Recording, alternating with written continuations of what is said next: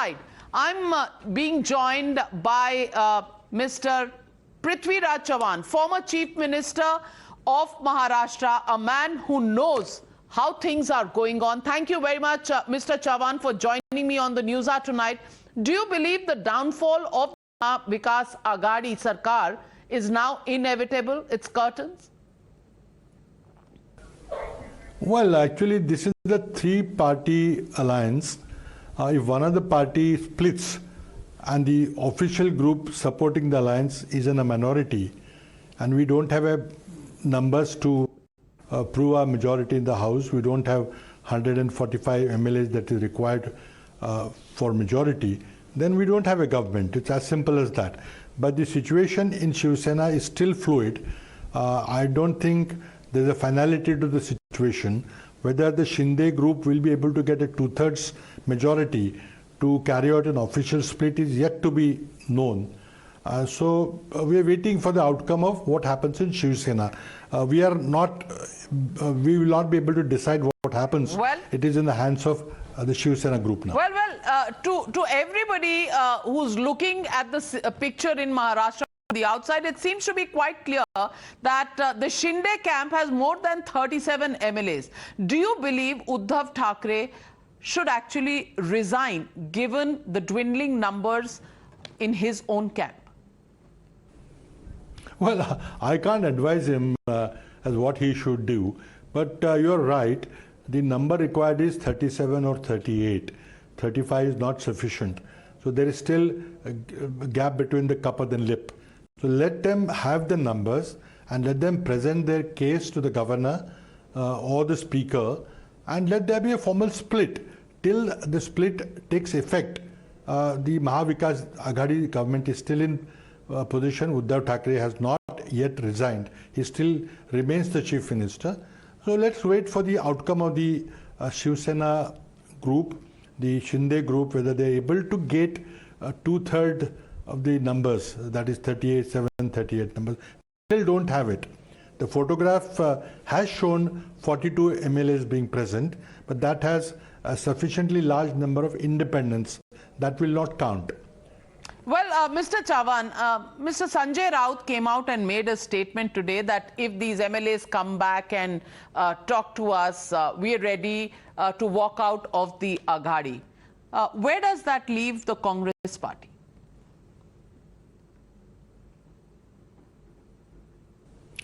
Well, I think if they wanted to go back to the Hindutva agenda, they could have done it 2.5 years back. They could have done it 2 years back, 1 year back, any day. So they are always open to, nobody is forcing them to stay in this alliance. But Mr. Uddhav Thackeray had taken a particular position. He was very, very upset with BJP. Now if BJP has been able to make up with him and he has forgiven BJP, it's for him to decide.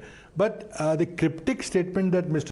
Raut made is not clear. Walking out of the MVA, well, it's not a hard and fast kind of an alliance. It's a voluntary alliance. If they want to walk out of it and want to go with BJP and form an alliance government with BJP as before, they are free to do it. They can certainly do it. But then who will lead the alliance? If Mr. Uddhav Thackeray is ready to play a second fiddle to Mr. Fadnavis, as he did in the previous 5 years when they were in power, then he's always welcome. He could have done it 2.5 years back. So I don't think what has changed, we are not clear. But we are very sure we wanted to oppose the BJP ideology, which is dividing the country, which is spewing hate and the poison of communal violence. We are opposed to that ideology. Even if Mr. Uddhav Thackeray or Mr. Sanjay Raut wants to go it alone and doesn't want Congress or NCP in the alliance, we will be happy to support the government from outside as long as they're committed to fight the BJP ideology.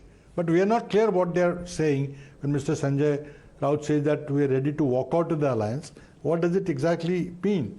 Does it mean alliance with the BJP back again? Or are they offering us to support them from outside? We're not clear. Let him make it clear. And I hope that Mr. Uddhav Thackeray himself will again go on a statewide broadcast and make this offer to all of them, to our parties as well as to the splinter group. Well, that's a big statement coming in from you, Mr. Chavan. But was the writing on the wall when there was cross voting during the Rajya Sabha elections? From day one, this is not a natural alliance, but Rajya Sabha elections, MLC elections, wasn't the writing on the wall? Was there a mistake in reading this? And did the Maha Vikas Aghadi intelligence really fail them, when 37, 40 MLAs were leaving the state and going away to Gujarat and Guwahati? No, there are two parts to the question.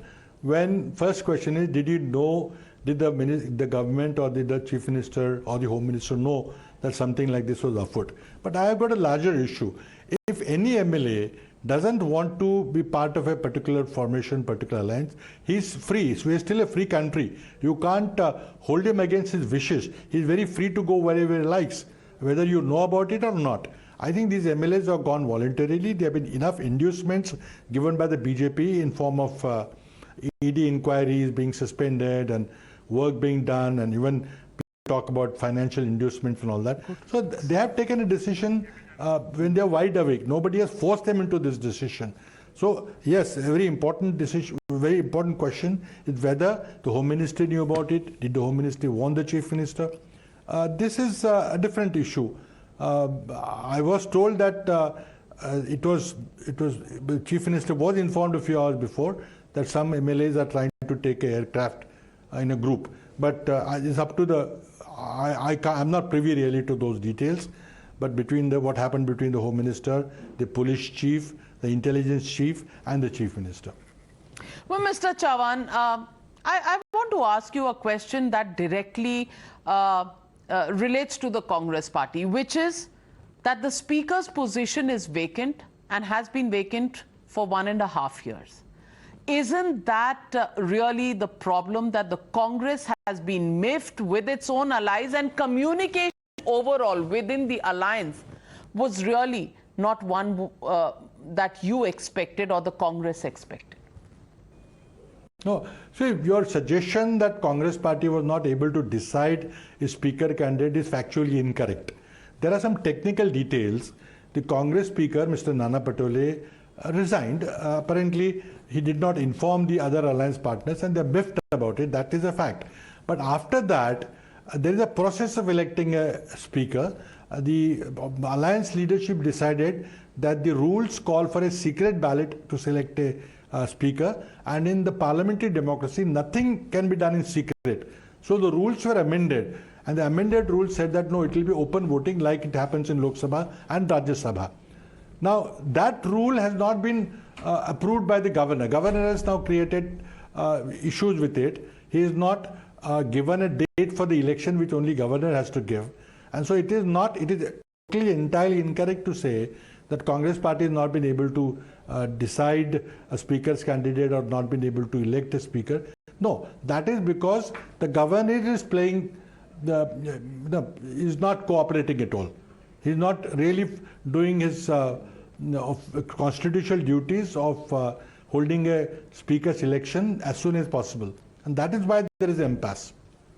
Well, Mr. Chavan, the Deputy Speaker from the NCP has accepted the letter from Mr. Uddhav Thackeray's MLAs appointing Ajay Chaudhary as a legislature party leader. But can this be considered within the rules, Mr. Chavan, when it is actually the Shinde camp that commands a majority within the Sena? So much so that, which is the real Shiv Sena, nobody knows.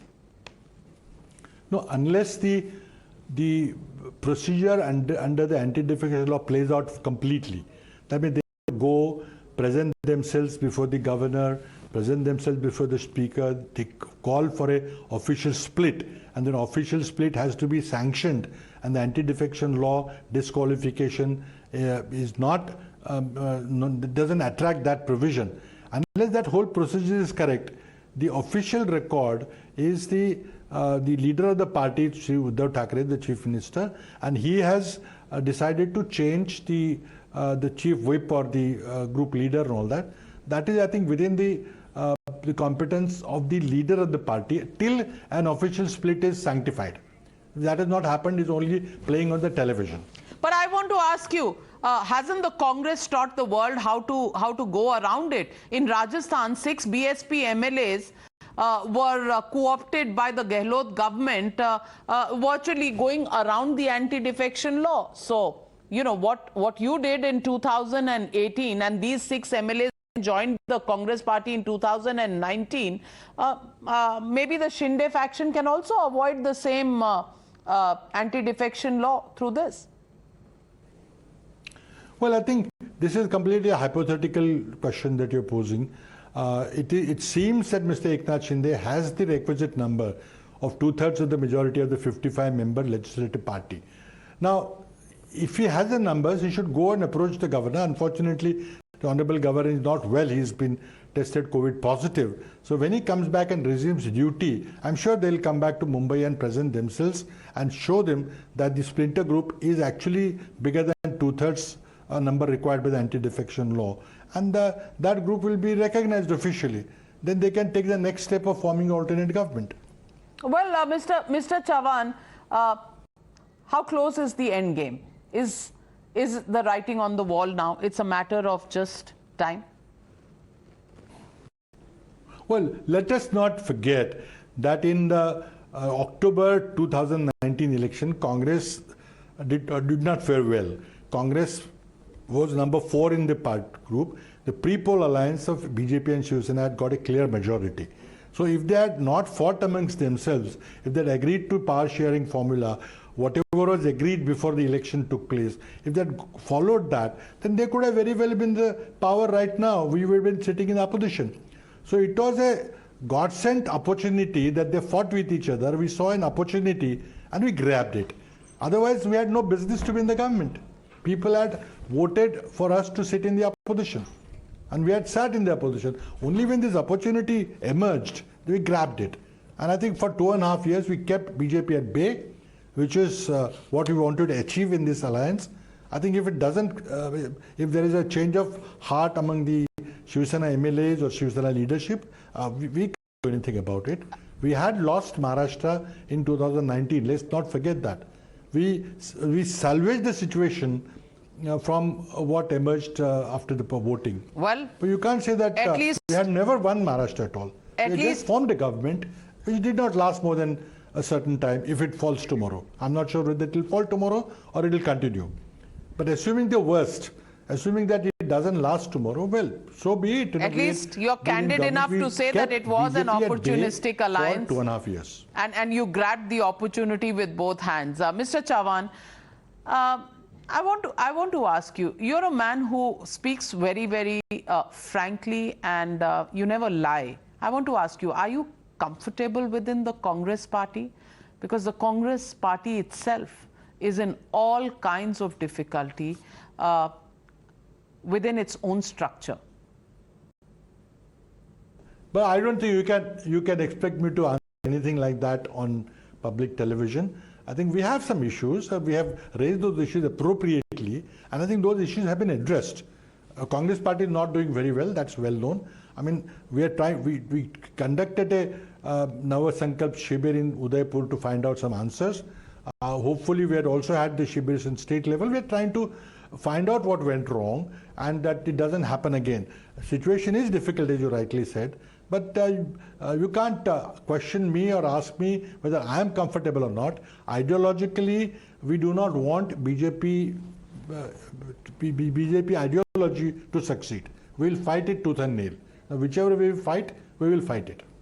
Well, thank you, Mr. Chavan, for being candid, for being frank, and almost giving the game away without saying as much, because whether you're comfortable or not, you haven't answered directly. But sometimes, as they say, a picture speaks 1,000 words. And in your case, you know, your shrug and your smile, which tried to hide your pain as a congressman, I think people of India will understand. Thank you very much, Mr. Prithviraj Chavan, for joining me on the News Hour and speaking to me about the latest information and the latest that's going on in Maharashtra.